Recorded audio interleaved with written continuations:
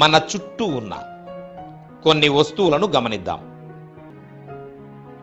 Motor cycle, gold coins, cell phone, cow, ball, book, globe, car, computer, remote control, helicopter, solar panels, sun, garden, horse, police officer, army,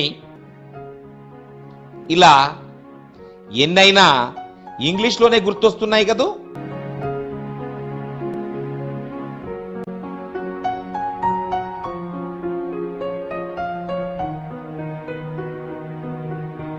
ఇప్పుడు మన చుట్టూ ఉన్న వాళ్ళు చేసే పనులు గుర్తు చేసుకుందాం. Eat, catch, play, jump, drive, right, read, ఇలా ఎన్నైనా ఇంగ్లీష్లోనే గుర్తొస్తున్నాయి. ఇంతే, ఈ పదాలతోటే మాట్లాడేస్తాం.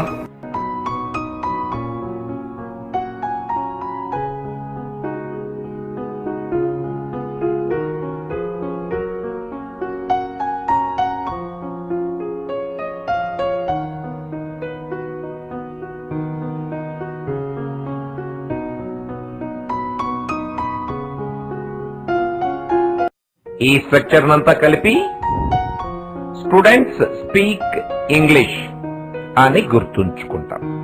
దీని ద్వారానే వర్క్ బుక్ లో ఇచ్చిన వాక్యాలను ట్రాన్స్లేట్ చేస్తాం. గమనించండి, వేరు వేరు పదాలు వేరు వేరు రంగుల్లో ఉన్నాయి. వర్క్ బుక్ లోని పదాలు కూడా అవే రంగుల్లో ఉన్నాయి. ఏ రంగులోని పదాన్ని ట్రాన్స్లేట్ చేసి ఆ రంగులో ఉంచడమే. ఇలా గమనించండి, ఎవ్వరైనా వందలాది ఇంగ్లీష్ వాక్యాలు చెప్పగలరు.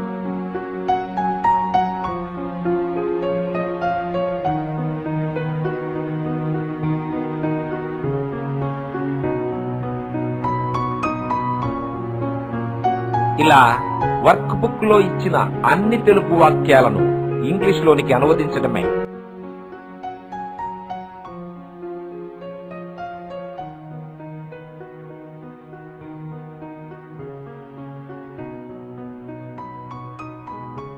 గుర్తుంచుకోండి, ఈ అన్ని వాక్యాలకు ఫార్మాట్ స్టూడెంట్స్ స్పీక్ ఇంగ్లీష్.